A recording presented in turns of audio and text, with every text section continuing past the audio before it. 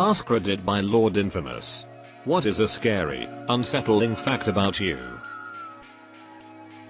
I do not actually remember a decent chunk of my life. Whenever I talk about most of my childhood I use words that leave room for mistakes and am generally using memories and ideas I've compiled from hearing other people say things about me.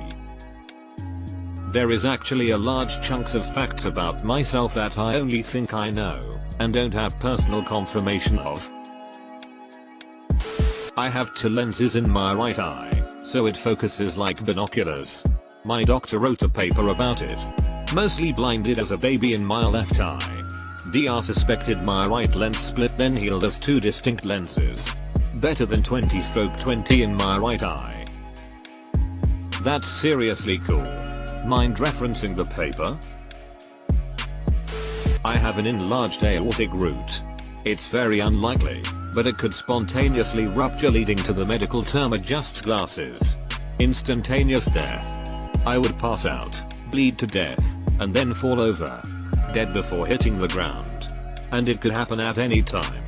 My wife is very uncomfortable thinking about it lol. I'm a physician. If you're not being followed by a vascular surgeon, you should be.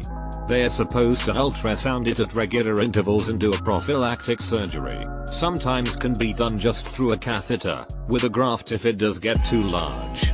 If it spontaneously ruptures, you do still have a chance of survival if you live near a hospital with cardiothoracic surgery. I've seen it done in person.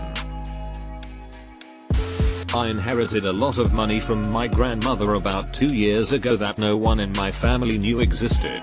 I still don't know where it came from. A lawyer wouldn't tell me, but it's in the upper 7 figures. My father, her son, got the flat she owned and we all thought that was everything she had. Apparently it wasn't, but I haven't told anyone about it and I don't plan on doing so either.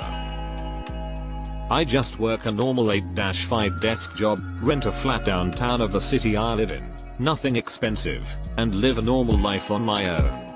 No partner or children, no expensive vacations, I don't even have a car lol. I just don't feel comfortable sharing this secret, and the longer I keep it the stranger it would get telling it. TLDR, I'm a millionaire because my grandmother died and no one knows about it. Don't ever tell them. It will ruin any relationship you have with your relatives. I'm one of the lucky few with the CCR5 Delta 32 mutation. Why is that relevant? It makes me immune to HIV and a handful of other pathogens, most notably the bubonic plague. Eater, a user replied to me with a link to a laboratory that claims to do CCR5 mutation testing. Do not click that link. It leads to a suspicious web page that claims they will test you for CCR5 and a host of other genetic mutations for $200. The supposed laboratory is not registered with Health Canada. I checked, and they have no internet history beyond their own website. Also, the user who linked this site has a 9-year account with under 100 karma. If you want CCR5 testing, please seek the medical advice of your doctor and do not trust websites that claim they can test you for it. Wow. Didn't know about that. How did you find about that mutation? I pooped in my neighbor's backyard when I was 8 years old. Just gargoyled under his jungle gym and let loose. This is the first I've talked about it in over 20 years. Gargoyled. When I was born, I was so premature that my dad, who had quite dainty piano fingers, could slide his wedding ring up my arm to my shoulder. I weighed 2 pounds, born at 27 weeks. Holy shit, me too. I was born in mid-January at 26 weeks, when I should have done so in April. I was 1.5 pounds and kept in an incubator at the hospital for approximately 6 months. I find it somehow comforting to hear there are others. Growing up I had a recurring nightmare set in my grandparents' backyard looking at the back of their house. There was just something off about the house. Something mildly sinister. I dreamt this over and over, many times over the years. In 2018, my dad, who now owned the house, went into the backyard to that spot and killed himself. I haven't had the backyard dream since. I had a recurring super vivid intense dream at like 4. My uncle was chasing us around a labyrinth with a large knife, trying to kill me and my grandmother. 25 or so years later, the same uncle, complete paranoid delusional schizophrenic, murders my grandmother at her condo with the very nice chef knife I bought her for Christmas the year before. Slept in my mom's bed until I was 12 years old. Everyone believed I was just a mama's boy, including myself. It was actually because I shared a bedroom with my brother who molested me. I start therapy soon. My dad had to sleep in the bed with me sometimes until I was like 10. I had the most terrifying hallucinations nightly. I'd see actual monsters coming down the hall to hurt me. Not some BS shadows outside the window or a coat kind of looking like something 8 feet tall monsters coming right for me. When they punched me, I would feel a gust of wind hit me. The gust would get stronger the longer I stay there. I was afraid it would turn to pain at any time and would call for him to come. This went on from age 4-10. One day the hallucinations just stopped. Never saw a therapist or anything. This thread is wild. One post will be I wipe back to front and the next one will be a long serious story about someone getting brutally harassed and assaulted for years. I had 6 toes on each foot at birth and got them cut off. You can see the place they cut them at. They robbed you of the ability to run 20% faster. I'm an alcoholic. Gotten so bad to the point I was in jail and I was admitted into a psych ward once. My drinking life was wild and destructive. Decided I've had enough. After 2 failed attempts, I'm currently 36 days sober, the most sober I've been in years. That I woke up in the middle of surgery and threw a mayo pan at a nurse before they pinned me back down and upped my dosage of sedatives. Keynote still had retractors and so I briefly looked like a dead space enemy. Have spotty memory of it. Sedation is very hit and miss with me. Has happened 3 times. Once during surgery, once during a nerve burn. Never went out, just paralyzed for about 3 minutes, then started speaking during the procedure. The last was during colonoscopy. Seriously painful, and asked the doctor if he was an old scout leader. He was laughing, then asked the nurse if I was within range for another dose of sedative. I have memories of fighting out from under 6 dudes who were all telling me I was okay and to calm down, and I was trying to apologize and tell them I can't calm down because I started waking up while I was still intubated and I felt like I was suffocating.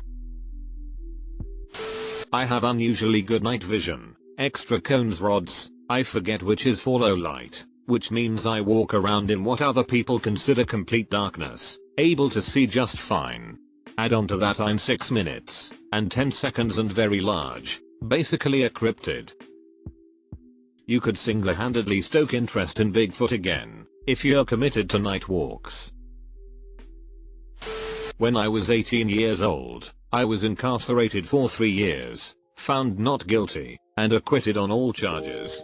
I had roughly 12 charges, some of which would have led to life in prison had I been found guilty, but I knew I was innocent and decided to fight my case.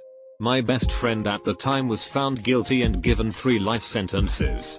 At one point, 1/2 years in, the DA offered me 7 years, and 2 felony strikes as a deal, or I could roll on my best friend and go home that same day. I passed and had to continue to fight my case as I knew they didn't have any solid evidence against me. As my parents ran out of money for an attorney, I was eventually appointed a state-appointed attorney who fought for me tooth and nail. He kicked ass and listened to everything I presented to him about why I wasn't guilty. Mind you, I was 18 and I was surrounded by grown men and saw some horrific sh. Now, don't get me wrong, I was no saint. I was in a gang and running the streets and up to no good, but I wasn't guilty of these charges. A part of me felt that maybe it was the universe's way of slowing me down and helping me get my shit together. Took a short while, but I've been on the right track. This February will be 20 years since I've been released. Sometimes I think I have memories of being sexually molested or exploited as a young child. But I can't ever be sure if the memories are real, and I wouldn't dare ask anyone.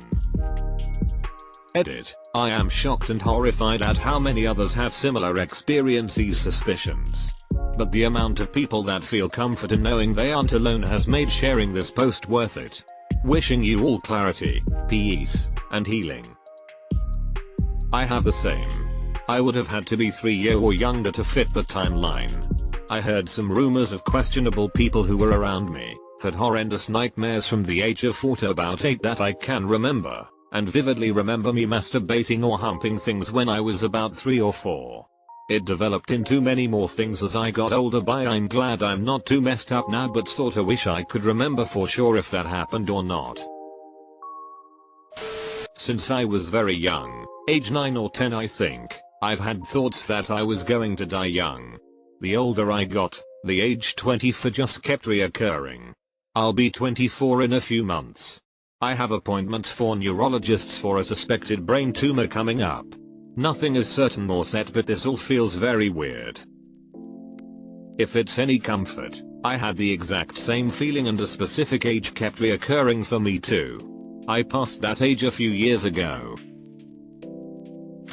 I don't know if scary, unsettling quite fits here, but if I met you 3 years ago and then haven't seen you since then, I will remember your name and several random things you told me.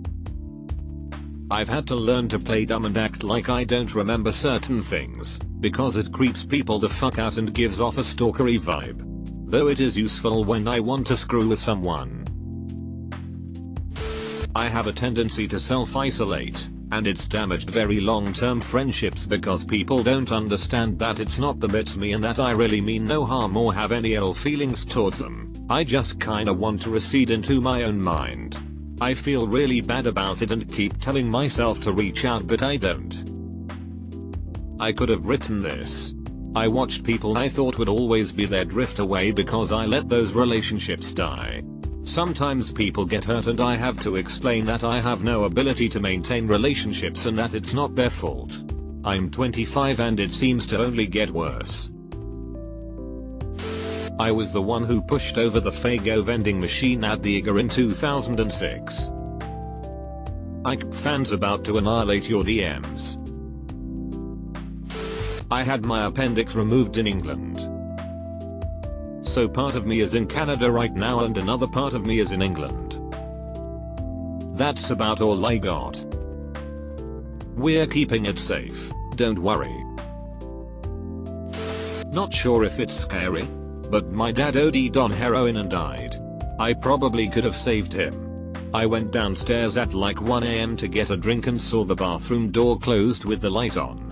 I thought about pounding on the door to scare him, which is something I would do to mess with him. I walked up to the door, went to knock on it, but thought to myself, nah, don't mess with him, and I walked away. Woke up later finding out he was dead from an OD. It's not your fault. You didn't know he was overdosing in there. I have no will to live and I'm only still here so I don't upset my family and friends. Live to spite whoever gives you grief. A third of my body is covered in burn scars. A very decent young man that worked for me, and who I consider a dear friend, went off to college